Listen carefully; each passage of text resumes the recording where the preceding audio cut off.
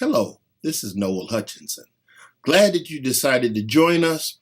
I'm here on behalf of a new movement that's coming to Memphis, Greater Works Fellowship. And we're going to start our Monday conversations this Monday, May 14th, 6 p.m. at the Walker House, which is at 1109 Mississippi Boulevard. Please meet us there for some great conversation, and we look forward to seeing your face in the place. I'm here with another snippet because I want to continue this type of conversation with you. In the background, you see a view of the Mason Temple Church of God in Christ. Many of you know that that was the last location where Dr. Martin Luther King Jr. spoke from, where he gave his "I've been to the mountaintop" speech. Many of you know about the first, or the last, I should say, 3 minutes of the speech, but you've not heard the first 40-something minutes of the speech, where he covered a whole host of topics, which included self-determination and which included dealing with systems of oppression.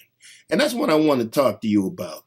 In our snippets, we talked about how when you see some of the things happening in your community, that it may cause you to want to be angry and to mourn. That's okay. And to bring those things to God. That's okay. In the second snippet, we talked about personal responsibility and for you and I to do something about what we see. And that's very important.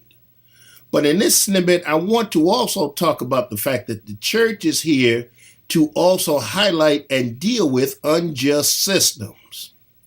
There are some things that you see in your neighborhood all the time.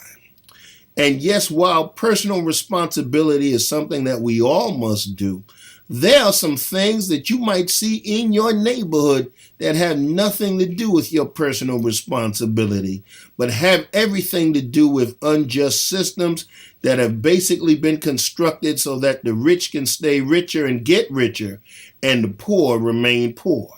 And so we have to speak power to those situations and attempt to address those situations.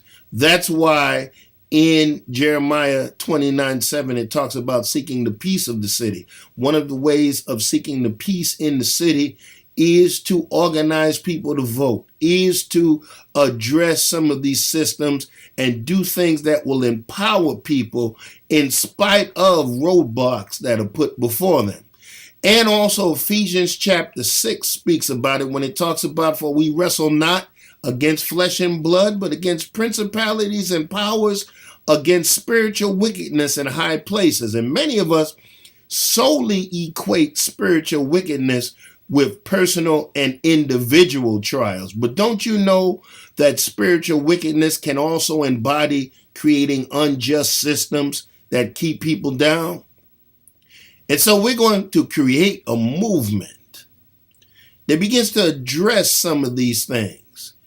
We're looking for a holistic Christian, somebody that, yes, wants to get to heaven, but is not so heavenly minded that they're not earthly good. Remember that the cross has a vertical and a horizontal bar.